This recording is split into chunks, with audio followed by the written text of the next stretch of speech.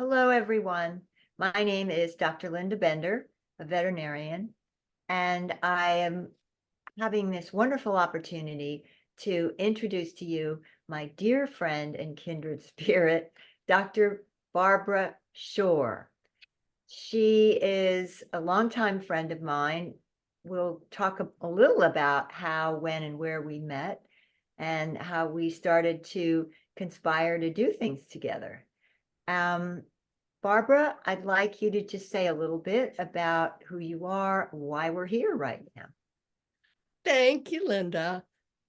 So, yeah, Linda and I were roommates in 2011 at the Global White Lion Trust in South Africa. We spent at least a week together doing a workshop and hanging out with the lions, and that's how we met. And then years later, we met again, basically through the podcast that I've been doing with Avantika, and Linda was a guest on our podcast, and we started talking, and that's how it went. And how this whole group started, I think, was a couple years ago. There was a symposium, multi-species symposium on intuitive interspecies communication, and it was communicators and researchers who are studying animal communication. And I'm a veterinarian, and I've been doing this intuitive communication for a good 30 years. And so Linda and I had a whole conversation because we think so much alike and we've had very similar experiences. We both have a passion for wildlife. We've both traveled. We're both veterinarians. We both communicate with animals. And so we started talking about having some kind of venue where we could share our experience with other people and help people who work with animals um, just have some support and maybe better understanding of who the animals are. So that's how it started a couple years ago. And then this past year was another symposium, and it was wonderful. And I was one of the speakers, but there were more than 700 people from around the world that registered for this thing.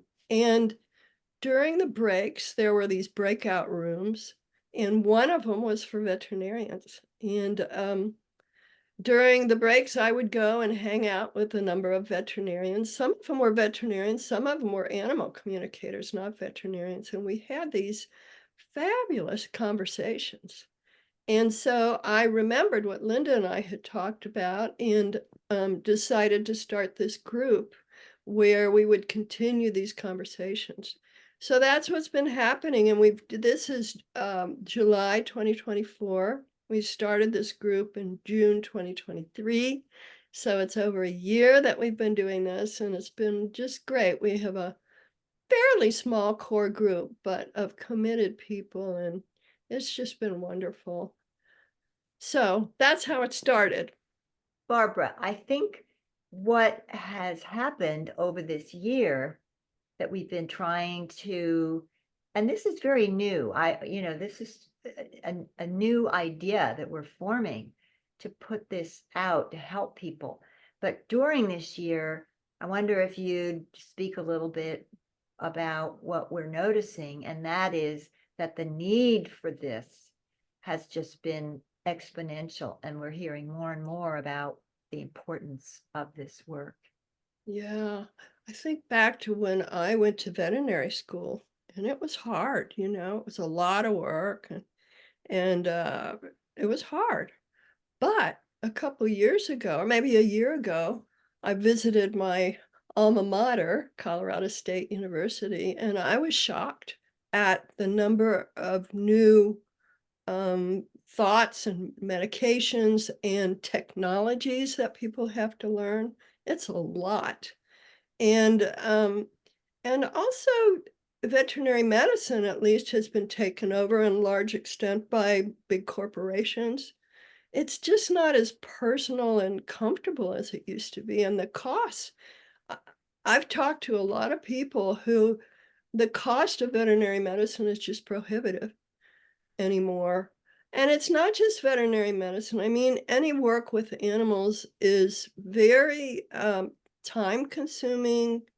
There's a lot of emotion that is involved with it. It's a lot of work. And so I think the people who work with animals and have dedicated their lives to working with animals really could use some support. And the suicide rate in veterinarians is higher than any other profession, which is kind of astounding. It's astounding. When I mention that to people randomly out in my day-to-day life, when I tell people that, they are shocked. Yeah. So this whole uh, transformation in veterinary medicine is not working for our Right, benefit.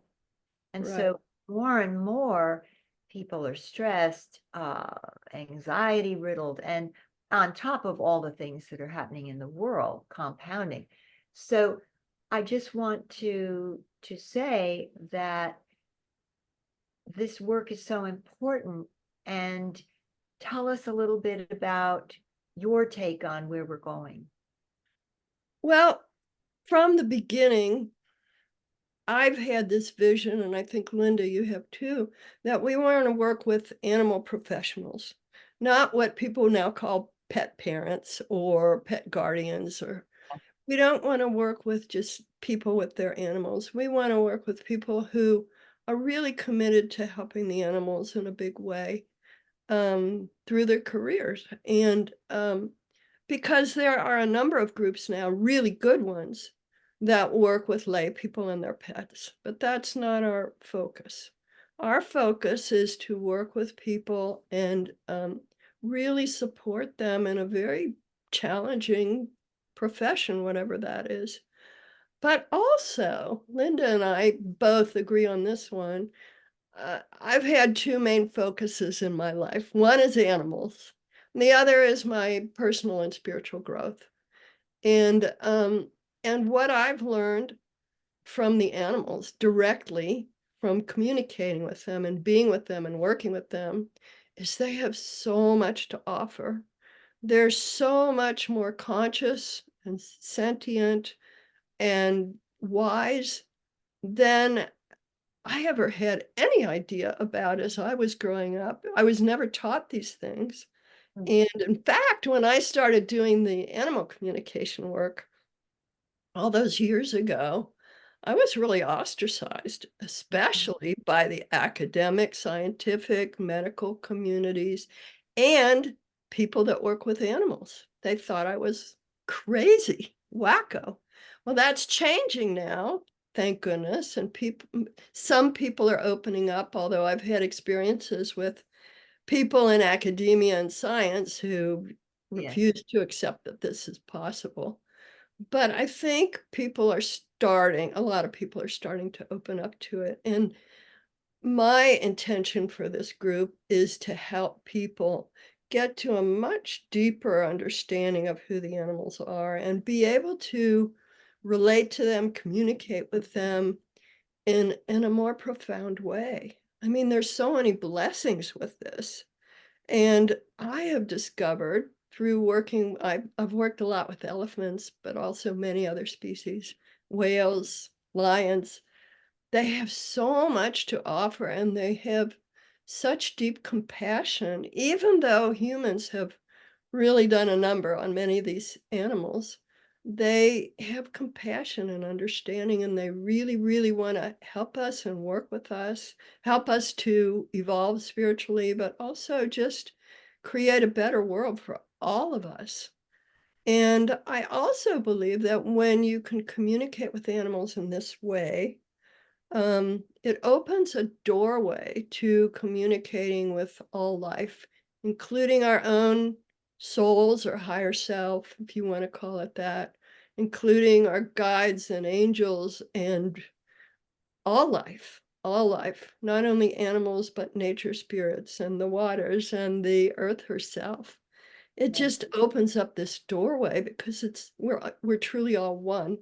And when you can get to that place where you relate in that way, I think it's an enormous blessing for everyone.